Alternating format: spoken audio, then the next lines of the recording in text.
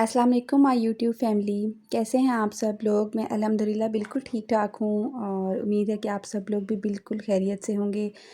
और आज की जो व्लॉग है वो बहुत इम्पोर्टेंट है, बहुत सी मदर्स के लिए फ़ायदेमंद भी है और बहुत सी मदर्स मुझसे एग्री भी करेंगी कि वो भी मेरी तरह ये इश्यूज़ जो हैं वो सॉल्व करना चाहती हैं। तो आज की वीडियो को आपने ज़रूर देखना है एंड तक। और आप सबसे मेरी एक रिक्वेस्ट है कि अगर आप लोग मेरे चैनल पे न्यू हैं तो प्लीज़ मेरे चैनल को सब्सक्राइब कर देना और मेरी वीडियो को भी लाइक कर देना अगर आपको मेरी वीडियो अच्छी लगे तो। और इसके अलावा अगर आपकी इस वीडियो से मुतालिक जो इसमें टॉपिक आज डिस्कस होगा, कोई भी आपकी पर्सनल जो ओपिनियन है या कोई अगर आप मुझे कोई अपना मशवरा दे सकें कि किस तरह से इम्प्रूवमेंट लाई जा सकती है इस इशू में, तो आप लोग ज़रूर कमेंट करना, ठीक है। और मैं अपने घर की जो डेली रूटीन है उसके काम करती रहूँगी, इसके साथ साथ मैं आपसे इस बारे में बात भी करूँगी। तो आप लोगों ने वीडियो को एंड तक देखना है। हम सब मदर्स ने जेन ज़ी की एक टर्म आजकल सुन रखी है। हर तरफ यही कहा जा रहा है कि ये जेन ज़ी बच्चे हैं, जेन ज़ी को समझाना बहुत मुश्किल है। तो पहले मुझे इस चीज़ की ना इतनी समझ नहीं आती। मुझे यही लगता था कि ठीक है, हमारे पेरेंट्स थोड़े पुराने दौर के थे, फिर हम लोग आए, हम लोगों में नई सोच आई, नई सोच भी थी, थोड़े से पुराने ख़्यालात भी थे हमारे अंदर, हमारा कल्चर भी था, सब कुछ था। लेकिन जो अब जो जेन ज़ी आ रही है ना, जो हमारे बच्चे हैं, मतलब उनमें ये चीज़ थोड़ी-सी हमसे डिफरेंट है। वो हमसे एडवांस जो है वो लेवल पर आ गए हैं। तो मेरे बच्चे पहले तो छोटे थे, मुझे इतना फ़ील नहीं होता था, ना ये जेन ज़ी की टर्म इतनी ज़्यादा कॉमन थी। आजकल कॉमन भी ज़्यादा हो गई है। तो मेरी जो बच्चे हैं वो 9 बड़े बच्चे जो हैं वो एक 9 साल के, एक 10 साल की।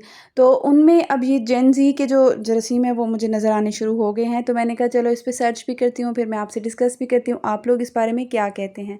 तो काफ़ी दिनों से मैं नोट कर रही थी कि जो जेन ज़ी या जो आजकल के जो बच्चे हैं ना, ये जो है ना, इनसे आप अगर कुछ कह दें, मतलब ये पेरेंट्स से कंट्रोल, पहली बात ये है कि बिल्कुल नहीं चाहते कि पेरेंट्स इनको कंट्रोल करेंगे, कोई कंट्रोल इनको करे, टीचर्स कंट्रोल, कोई भी इनको कंट्रोल करे, तो ये चीज़ इनसे बर्दाश्त नहीं होती। दूसरी चीज़ मैंने ये देखी है कि ये बच्चे जो है ना, ये रीजनिंग करते हैं, ये पेरेंट्स से भी पूछते हैं कि नहीं, इस तरह से ये नहीं है, ये जैसे हम लोग, हमें हमारे पेरेंट्स जो कहते तो हम ओबे करते थे, हम उनकी बात मानते थे कि बड़े हैं, इन्होंने हमारे फ़ायदे के लिए कुछ कहा होगा। लेकिन ये रीजनिंग बच्चों में, आजकल के बच्चों में बहुत ज़्यादा है कि ये हमसे आर्गुमेंट करते हैं, ये हमसे पूछते हैं कि आपने ये बात कही है तो ये क्यों कही है, ये किस लिए है, इसका रीज़न क्या है। या अगर हम उनको किसी बात से मना करें तो वो आगे से हमसे डिबेट करते हैं कि आप खुद भी तो ये सब कुछ कर रही हैं। मतलब अगर उनका टीचर भी उनसे ये बात करे तो वो टीचर से भी इस तरह का जो है ना वो क्वेश्चन कर लेते हैं, या उनको मतलब ये चीज़ का डर नहीं है, ये वो अपने जो उनके प्रॉब्लम्स हैं ना, उनका सलूशन चाहते हैं, वो अपने माइंड को क्लियर करना चाहते हैं कि ये चीज़ क्यों है, इसकी क्या लॉजिक है। अगर लॉजिक उनको समझ नहीं आती तो वो हमारी बात बिल्कुल भी नहीं मानते। अच्छा, एक चीज़ जो मैं समझ चुकी हूँ ना, वो तो ये है कि पहली बात ये है कि हमें आज की जनरेशन को कंट्रोल नहीं करना होगा। हम इनको कंट्रोल कर भी नहीं सकते। हमें इनके साथ सिर्फ़ अपने कनेक्शन पर फ़ोकस करना होगा। हमें इनके साथ अपना कनेक्शन बहुत स्ट्रॉन्ग करना होगा। हम इनको अगर कंट्रोल करने का सोच रहे हैं तो ये हमारी बहुत बड़ी गलतफ़हमी है। और दूसरी बात ये है कि बच्चे जो हैं वो हमारी बात तभी सुनेंगे जब हम उन्हें इज़्ज़त देंगे और उन्हें भी सुनेंगे। उन्हें ये फीलिंग्स हम डेवलप करेंगे कि हम उनकी बात सुनते हैं, उनके पॉइंट ऑफ व्यू को हम बहुत रिस्पेक्ट देते हैं। इसी तरह जेन ज़ी बच्चों को फ्रीडम चाहिए है, लेकिन हमें उनको फ्रीडम भी देना होगा, लेकिन उसके साथ एक क्लियर लिमिट्स भी हमें पहले ही डेवलप कर देनी चाहिए। उनके साथ क्लियर होना चाहिए हर बात, हर चीज़ का एक टाइम हमें फ़िक्स करना होगा। जैसे कि अगर स्क्रीन टाइम है, होमवर्क है, खेलना है, कुरान पाक पढ़ना है, खाना खाना है, सोना है, तो ये चीज़ें हमें उनके साथ फ़िक्स करने की पूरी कोशिश करनी चाहिए। और इसके अलावा जब भी वो बच्चे रूल्स ब्रेक करें तो उनके साथ हमने गुस्सा नहीं करना। नेक्स्ट डे से दोबारा से वही रूटीन कोशिश करनी है कि हम फॉलो करें। जैसे अगर बच्चे ने जो है ना, कोई अगर अपना रूल तोड़ा तो हम उसे कहेंगे कि आप आज टैबलेट आप ना देखें, कल आपको मिलेगा, क्योंकि आपने अपनी एक जो लिमिट थी उसको क्रॉस किया है। अच्छा, आजकल ना बच्चों में डिजिटल एक्सपोज़र बहुत ज़्यादा है, स्क्रीन्स बहुत ज़्यादा इन हो गई हैं, गेमिंग या ओवरऑल जो जितनी भी ऐप्स वगैरह हैं, तो बच्चे उनको ज़्यादा यूज़ करते हैं, स्क्रीन ज़्यादा यूज़ कर रहे हैं, जिसकी वजह से भी ऐसा हो सकता है कि ये बच्चे ज़्यादा इरिटेटिंग होते हैं, या ये बच्चे जो है ना वो ज़्यादा मतलब जो है वो इनको गुस्सा भी आ जाता है बात पे, और ये जो है ना हमारी बात इसलिए भी नहीं सुन रहे आजकल के जो बच्चे हैं। तो हमें कोशिश करनी होगी कि हम कम से कम इनकी जो है ना स्क्रीन को हम मतलब कर दें, कम कर दें। इनको जो है ना हम कोशिश करें कि हम इनको या तो आउटडोर लेके जाएँ, अगर आउटडोर हमारे लिए पॉसिबल नहीं है तो घर के अंदर ही जितना हो सके बच्चों को ना स्क्रीन से हम दूर रखें और कोई और एक्टिविटी करवा लें, थोड़ा-सा बच्चों को घर के कामों में ही बिज़ी कर लें, अपने वो काम कर लें। जितना हो सके स्क्रीन हम ख़त्म कर सकते हैं, कम कर सकते हैं, वो बहुत अच्छा है, क्योंकि जो आजकल की स्क्रीन की वजह से ना बच्चों में ना सोचने या समझने का वो जो एक है ना वो कम होता जा रहा है, मतलब उस तरह से कम होता जा रहा है कि बस मसरूफ़ रहते हैं स्क्रीन में इतना ज़्यादा। जब स्क्रीन बंद हो जाती है तो उसके बाद बच्चों को समझ नहीं आती क्या करें, फिर वो इरिटेट होते रहते हैं ऑल द टाइम। तो स्क्रीन को कम करने की हमें कोशिश करनी चाहिए। इसके अलावा एक जितना ज़्यादा ना ज़िंदगी में हम सादगी ला सकते हैं ना, वो हम लेके आएँ। हम अपने बच्चों को मतलब ये हम कोशिश कर सकते हैं, और ये मैं उन बच्चों की बात कर रही हूँ जो कि 6, 7, 8 इयर्स के हैं या 5 इयर्स के हैं, उससे ऑनवर्ड्स हैं ना। तो बिल्कुल जो अब 18 प्लस हो चुके हैं, उनकी तो हैबिट्स डेवलप हो चुकी हैं। लेकिन जो छोटे अभी बड़े हो रहे हैं, तो उनके लिए जो है ना ये टिप्स ज़्यादा यूज़फुल हैं।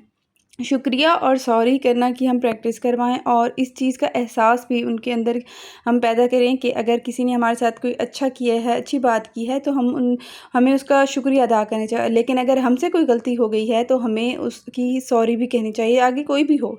कोई इंसान हो, कोई बड़ा हो, छोटा हो, या मतलब और कुछ भी ना हो, तो अगर हम दिल में ही सॉरी ज़रूर फ़ील करें अगर हमने कुछ गलत किया है तो।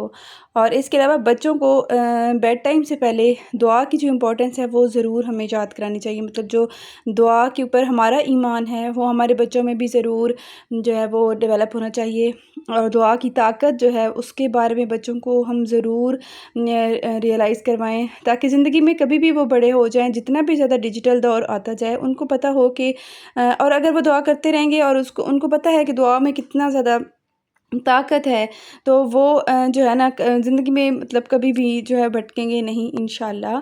और इसके अलावा कोशिश हमें करनी चाहिए कि हमें अपने बच्चों को इस्लामिक स्टोरीज़ या फिर जो मोरल टेल्स होती हैं ना, वो हमें ज़रूर सुनानी चाहिए, और वो सुनानी इस तरह से चाहिए कि घर के कामों के दौरान जब भी हम फ़ारिग बैठें तो कोई छोटा-मोटा जो है ना उनके साथ बातें करते-करते उनको इस तरीके से हम कोई ना कोई मोरल मैसेज दें, जो कि उनकी अखलाकियात का हिस्सा बन जाए। उनको रियलाइज़ ना हो, क्योंकि नॉर्मली आजकल के बच्चे अगर उनको हम थोड़ी-सी भी इंस्ट्रक्शंस करनी शुरू कर दें, तो वो यही कहते हैं कि लेक्चर्स ना दें या बस कर दें लेक्चर्स और इस तरह की बातें करें। तो हम पे अब है कि हम उनको इन मोरल होते हैं मोरली हम अपने बच्चों को किस तरह से स्ट्रॉन्ग कर सकते हैं। इस तरह से डेली रूटीन में बातों-बातों में हम उनका जो मोरली उनको किस तरह स्ट्रॉन्ग कर सकते हैं।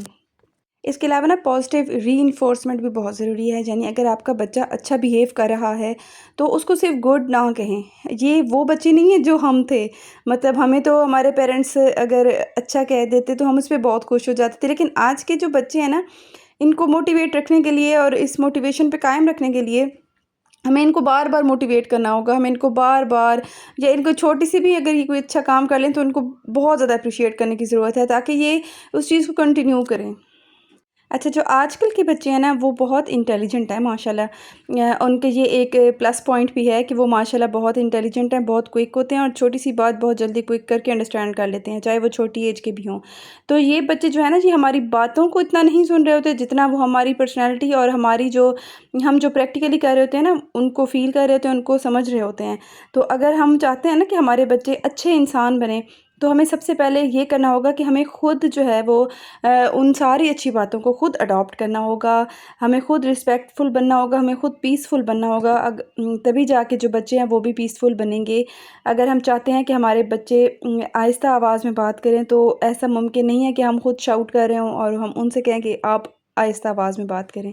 सिमिलरली अगर हम दूसरों की बुराइयाँ करें और हम अपने बच्चों को समझाएँ कि प्लीज़ दूसरों की बुराइयाँ करना गीबत है, वगैरह वगैरह, तो इस तरह से वो बच्चे आगे से फ़ौरन आर्गुमेंट करते हैं कि आप खुद भी तो ऐसा कर रही हैं। अच्छा, लिटरली आजकल की ये जो जेन ज़ी है ना, ये हैं कॉन्फिडेंट माशाल्लाह। लेकिन अगर इनको कॉन्फिडेंस जो है, इनको हमने ओवर कॉन्फिडेंस नहीं बनाना और इनके कॉन्फिडेंस को हमने पॉजिटिव वे में डेवलप करना है, तो इसके लिए हमें इनका अपना ओपिनियन देने का मौका देना चाहिए, क्योंकि ये हमारे जैसे नहीं है। मैं अगेन एंड अगेन यही बात कहती हूँ कि हम जो थे, हम अपने पेरेंट्स की बात को फॉलो कर लेते थे, बड़ों की बात मान लेते थे, टीचर्स की बात मान लेते थे। लेकिन आज का बच्चा जो है वो रीज़निंग को ही एक्सेप्ट करता है। तो हमें इनको ओपिनियन का मौका देना चाहिए। सिर्फ अपने रूल्स, अपने जो हमारे फ़ैसले हैं उनको इनके ऊपर इम्प्लीमेंट नहीं करना चाहिए, बल्कि इनको छोटे-छोटे जो मैटर्स हैं उनमें भी इनको अपना ओपिनियन देने का मौका देना चाहिए। इससे इनके अंदर पॉजिटिव कॉन्फिडेंस भी आएगा और इससे ये छोटे-छोटे अगर इनके अपने एक्सपीरियंसेस हैं उनसे ये खुद सीखेंगे।